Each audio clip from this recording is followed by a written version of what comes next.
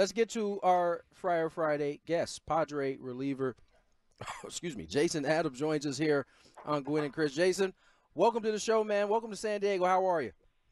Thank you. I'm great, man. It's been great being in San Diego. You've been great since putting on this Padre uniform. I mean, you're having a tremendous year. I guess I'll start with obviously in Tampa.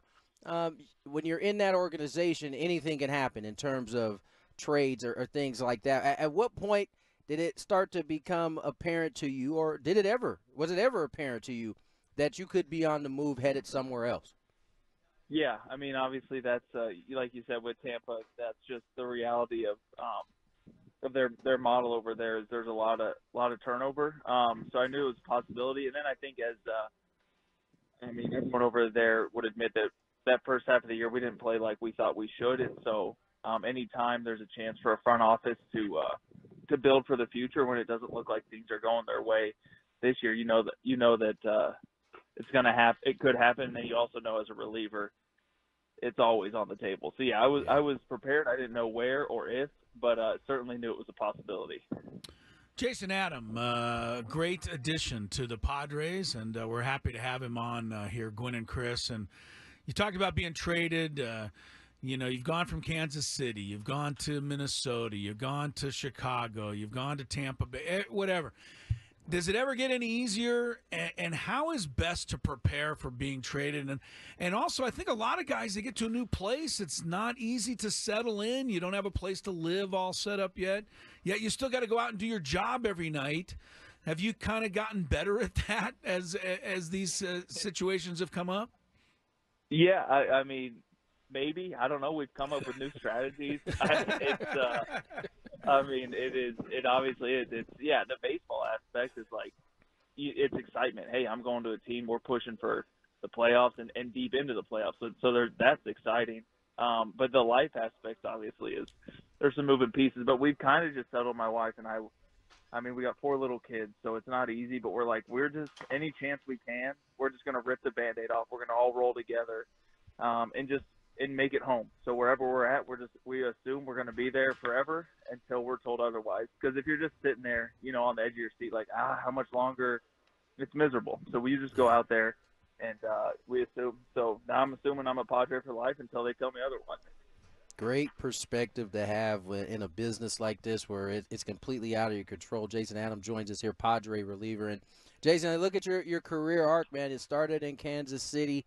You went through Toronto and Chicago, as Chris mentioned, but you really started to settle in those last couple of years in Tampa. What was it that changed for you?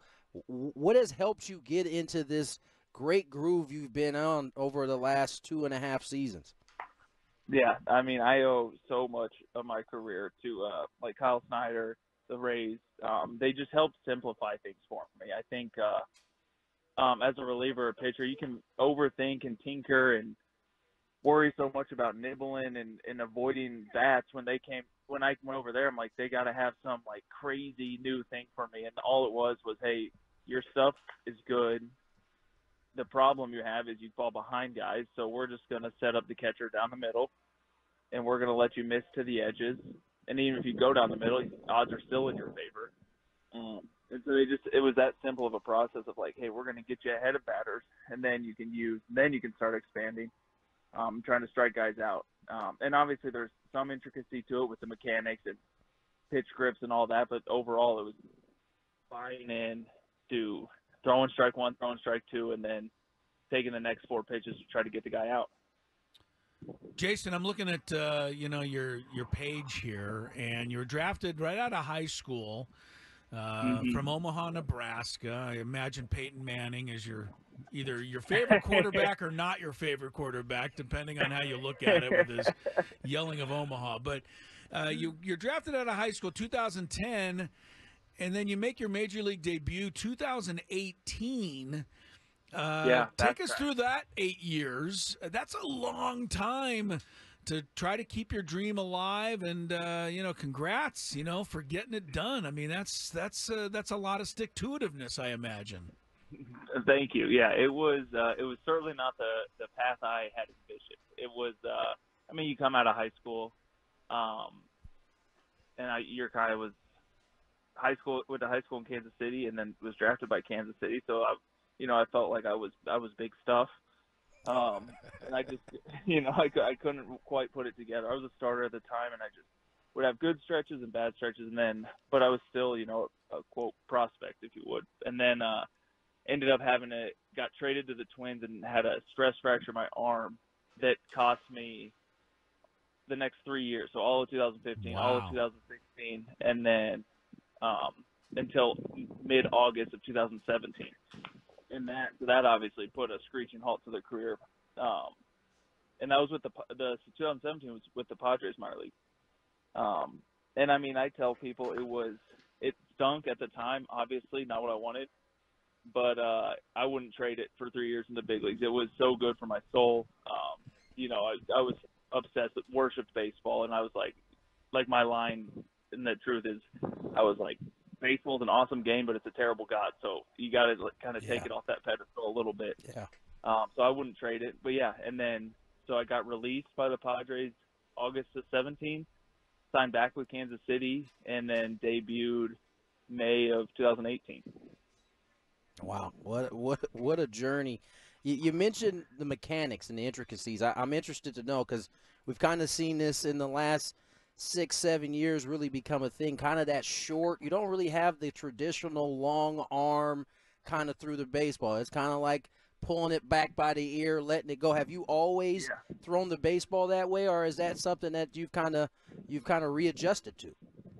No, that was totally new in 2017. So because I kept having these surgeries and not being able to recover, so I'm like, I'm just going to try something new. And Garvin was I forget his last name, but he was a pitching coach, rehab pitching coach for the Padres at the time. I was like, can I do this? And he was like, yeah, man, well, try anything. And I just kind of started. I'd put the ball by my ear and step and throw. And I was like, well, that doesn't hurt. And I took it out to 120 feet. I'm like, well, it still doesn't hurt.